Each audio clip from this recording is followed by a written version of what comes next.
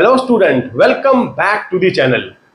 बच्चों, आज के टॉपिक में हम फिर से कंटिन्यू करेंगे। चैप्टर में करा रहा हूं रेक्टिफिकेशन ऑफ एरर्स। तो इसको एक एग्जांपल के तौर पर मैं आपको समझाऊंगा कि ये क्या है एग्जांपल और किस तरह का ये कौन सी क्लास में फॉल करता है, किस तरह की गलती हुई है। रेक्टिफिकेशन तो हम करेंगे, तो ये प्रॉब्लम है कहां पर, क्या है, कौन से टाइप का है। जैसा कि हम जानते हैं कि 4 टाइप होते हैं रेक्टिफिकेशन ऑफ एरर्स में: error of omission, error of commission, error of principal and compensating error. तो समझेंगे कि कौन सा एरर है। तो स्टार्ट करने से पहले मैं बता दूं, मैं करा रहा हूं class 11th accounts, chapter number 17, rectification of errors. TS Grewal की बुक में फॉलो कर रहा हूं, जिसका एडिशन 2023-24 का है। बच्चों, रेक्टिफिकेशन ऑफ एरर्स में कुछ एग्जांपल्स मैं आपको करा रहा हूं, जिसमें मैं ऑलरेडी आपको 3-4 एग्जांपल्स ऑलरेडी करा चुका हूं, जिससे आपकी अंडरस्टैंडिंग बने कि वो कौन सी क्लास में फॉल करता है, कि रेक्टिफिकेशन ऑफ एरर्स कौन सी कैटेगरी का है। तो बच्चों, ये हम एग्जांपल 5 में देखेंगे। एक क्वेश्चन लिखा हुआ है, हम समझेंगे कि ये किस कैटेगरी में फॉल करता है। रेक्टिफिकेशन तो है और वो किस कैटेगरी में आएगा। तो आइए पढ़ते हैं इसको और स्टार्ट करते हैं इसका सॉल्यूशन की तरफ। A transaction is recorded correctly in journal proper, have not posted in the ledger at all. Will it affect the trial balance? Give reason. बच्चों, जैसा कि मैंने ये पूरा क्वेश्चन पढ़ा, सिर्फ सबसे पहले आप क्वेश्चन पे फोकस करो कि कहना क्या चाह रहा है, इसके अंदर हुआ क्या है। देखिए, मैं आपको एग्जांपल से समझाऊंगा। इसको खाली हमें आंसर लिखना मेरा मोटो नहीं है कि खाली आपने आंसर लिख दिया कि ये किस कैटेगरी में फॉल होता है और क्या हुआ है, आपने आंसर लिखा और आगे बढ़ गए।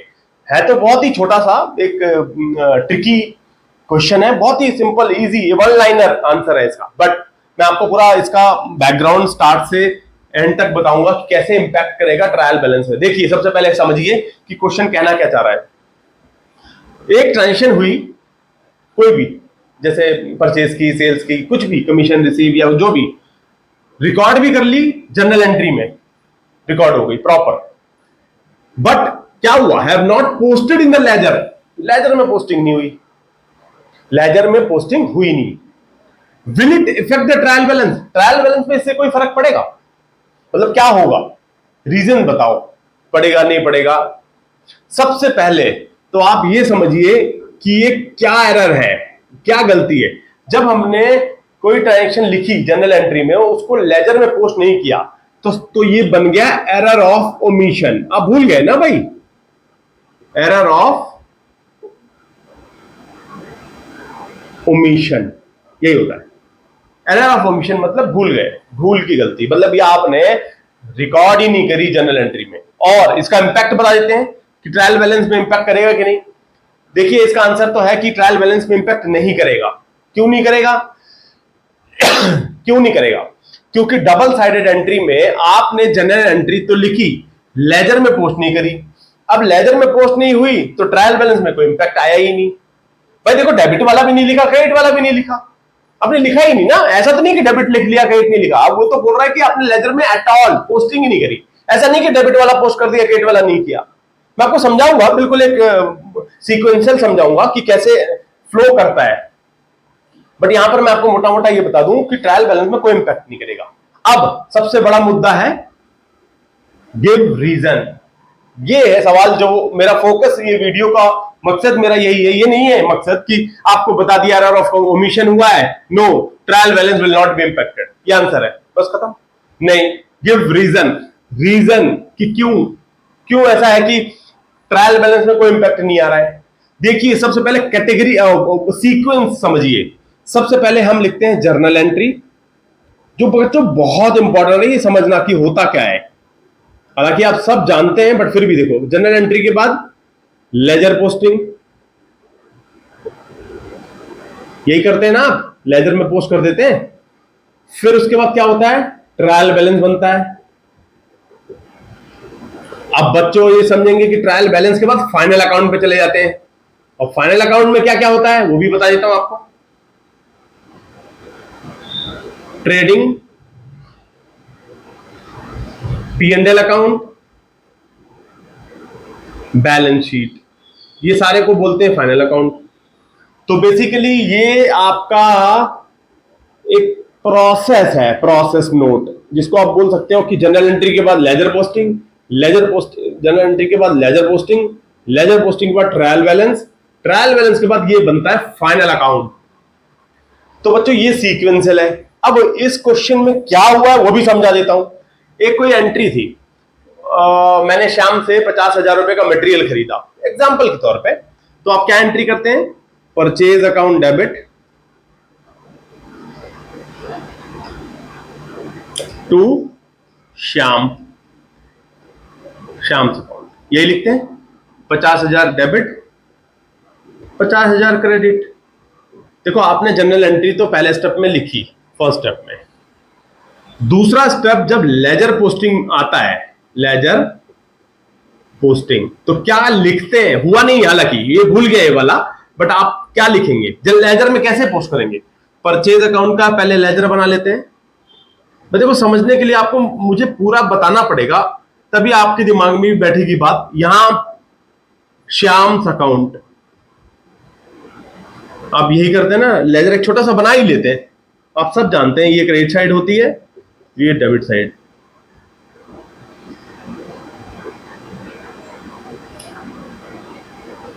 ये अमाउंट क्रेडिट का हो गया, ये पर्टिकुलर्स हो गया। मैं एक फॉर्मेट इसलिए बना रहा हूं ताकि आपके दिमाग में अच्छे से बैठ पाए कि पर्टिकुलर्स कि लेजर में पोस्टिंग होती कैसे है, इस वाले का पोस्ट कैसे करेंगे। यहां पर सेम ऐसे ही इसी इसको भी बना लेते हैं। ये क्रेडिट साइड हो गया, ये डेबिट साइड हो गया। मान लो अमाउंट, अमाउंट पर्टिकुलर्स, पर्टिकुलर्स, ये डेबिट साइड हो गई आपकी, ये क्रेडिट साइड हो गई। तो बच्चों यहां टोटल आता है, दोनों का लेजर मैंने इसलिए बनाया ताकि आपको इसकी पोस्टिंग सिखा दूं। ठीक है, अब जब आप लेजर में पोस्ट करने जाते हैं तो यहां क्या लिखेंगे, टू श्याम, परचेज अकाउंट का है तो टू श्याम 50,000 ऐसे लिखेंगे,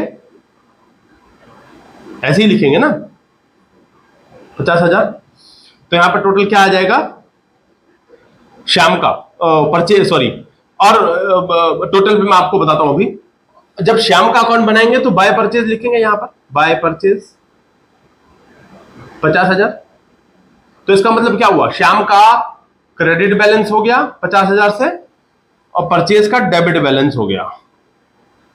यही बैलेंस तो अब ट्रायल बैलेंस भी लेके जाते हैं। इसके बाद आप ट्रायल बैलेंस भी बता देता हूं, ट्रायल बैलेंस, ट्रायल बैलेंस आप ऐसे बनाते हैं, डेबिट क्रेडिट, यहां डेबिट आ गया, यहां क्रेडिट आ गया, यहां type of account, type of accounts, कितने तरह के अकाउंट्स होते हैं सबका बैलेंस आ जाता है। यहां जैसे परचेज अकाउंट आया एग्जाम्पल के तौर पे, तो आप क्या बैलेंस लेके जाएंगे, 50,000। ठीक है, और दूसरा श्याम अकाउंट,